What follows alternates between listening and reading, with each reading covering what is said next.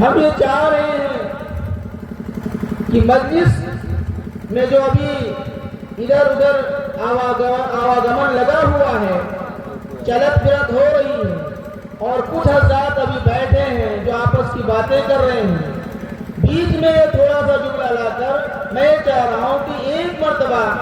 بآواز بلند ہم سب مل کر آقا دو جہاں کالی کملی والے حضور اکرم صلی اللہ علیہ وسلم پر درود شریف کا نذرانہ پیش کرتے ہیں۔ اللہم صلی علی محمد وعلی آل محمد کما صلیت علی ابراہیم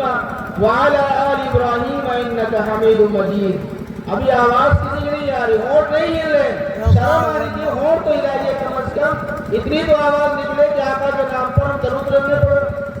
اللہم بارک علی محمد وعلی آل محمد کما بارکت علی ابراہیم وعلی آل ابراہیم انکا حمید مجید۔ یہ ہم پر ضروری ہوتا ہے کہ آقا صلی اللہ علیہ وسلم کا ذکر ہو، نام آئے تو کم از کم درود شریف ضرور پڑھیں۔ نہیں بڑی پڑھ پاتے ہیں تو ٹائم نہیں ہے، چھوٹی سی عام طور پہ جو رائج ہے صلی اللہ علیہ وسلم، اتنا کہنے میں تو کنجوسی نہ کریں۔ اس لیے دوستو، حضور پاک صلی اللہ علیہ وسلم کے بہت بڑے احسان ہم پر ہیں، ان تمام احسان کو اگر گنایا جائے تو پوری ایک رات نہیں، کئی راتیں ختم ہو جائیں گی اور بات نہیں ختم ہوگی۔ کئی اورات، کئی جلدیں کتابوں میں سمٹ گئی، لیکن حضور صلی اللہ علیہ وسلم کے احسانات اس امت پر ہیں، وہ نہیں اکٹھا ہو پائے ہیں، تو تھوڑی دیر میں کیسے ہو پائیں گے؟ اس لیے دوستو، ہمیں یہ فکر لینا ہے، یہ پورن کرنا ہے کہ آقا صلی اللہ علیہ وسلم کی ایک ایک سنت ہماری زندگی میں آ جائے۔ ابھی ہم نے آپ کے سامنے ایک چھوٹی سی آیت تلاوت کی کہ کنتم خیر امت اخرجت للناس تأمرون بالمعروف وتنہون عن المنکر وتؤمنون باللہ۔ اللہ تعالیٰ تین امتوں، تم کو لوگوں کے فائدے کے لیے نکالا گیا ہے، اور تمہارا کام یہ ہے، تمہاری ذمہ داری یہ ہے کہ تم لوگوں کو بھلائی کا حکم کرو، تم لوگوں کو بھلائی کا حکم کرتے ہو۔ یہ کوالٹی تمہارے اندر دی گئی ہے، یہ صفات دیے گئے ہیں، اور تم برائی سے روکنے والے ہو، تم لوگوں کو برائی سے روکتے ہو۔ اور صرف یہی نہیں بلکہ اسی کے ساتھ ساتھ تیسری صفت یہ ہے کہ تم اللہ پر ایمان بھی رکھتے ہو۔ اب سوچیں ذرا، کس ذمہ داری کے لیے ہم کو بھیجا گیا ہے، اور آج ہمارا حال کیا ہو رہا ہے۔ آج ایک باپ مسجد آ رہا ہے اور اس کا بیٹا چادر تان کر سو رہا ہے، اس باپ کے پیشانی پر تھوڑی سی بھی افسوس اور پریشانی اور الجھن، گھبراہٹ، تکلیف کے آثار نہیں دکھائی پڑتے۔ اگر وہی لڑکا دنیاوی اعتبار سے قانونی مجرم اگر ہو جائے تو ماں باپ دن بھر کا رات بھر بے چین رہیں گے، لیکن اللہ کا جرم کر رہا ہے تو ہم کنڈی لگا کر دروازہ بھیڑ کر ہم مسجد چلے آتے ہیں اور یوں کہتے ہیں کہ بھائی ابھی تو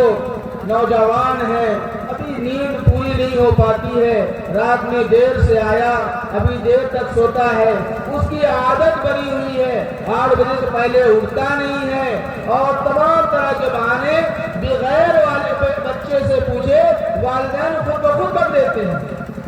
کیا فکر کر رہے ہیں اپنے اولاد کی؟ یاد رکھیے، ایک نمازی،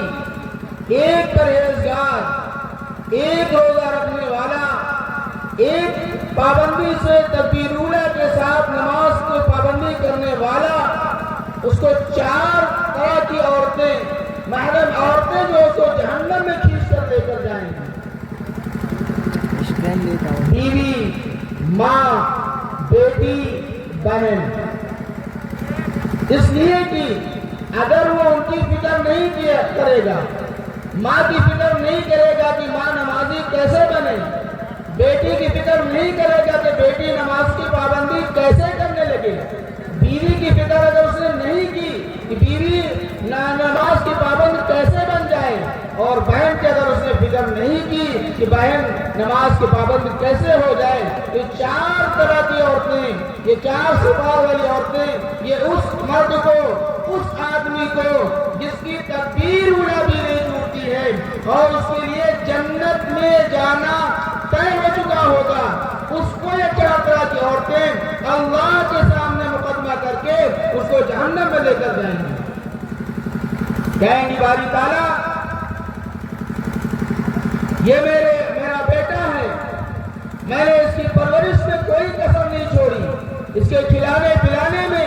اس کے یعنی کہ زیب و زینت میں، اس کی پرورش میں اور اس کے تمام اخراجات پورا کرنے میں، یہاں تک کہ ہم نے اپنی نیند کو نیند نہیں سمجھا،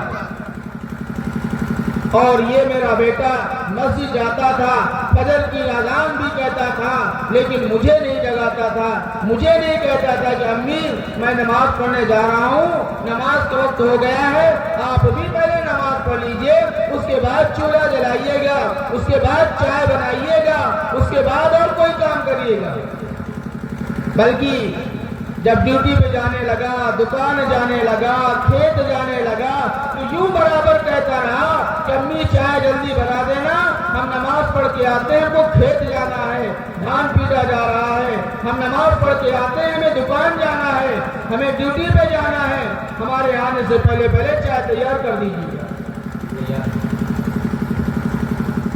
اور میں تو اس کی خدمت میں لگ جاتی ہوں۔ یہی بیوی بھی شکایت کرے گی، یہی بہن بھی شکایت کرے گی، اور یہی بیٹی بھی شکایت کرے گی، سب کا نچوڑ یہ نکلے گا، سب یہ شکایت کریں گے باری تعالیٰ اگر یہ تھوڑی بھی میری فکر کر لیتا تو آج ہم جہنم کے حقدار نہ بنتے۔ اس لیے بے فکری کی وجہ سے، لاپرواہی کی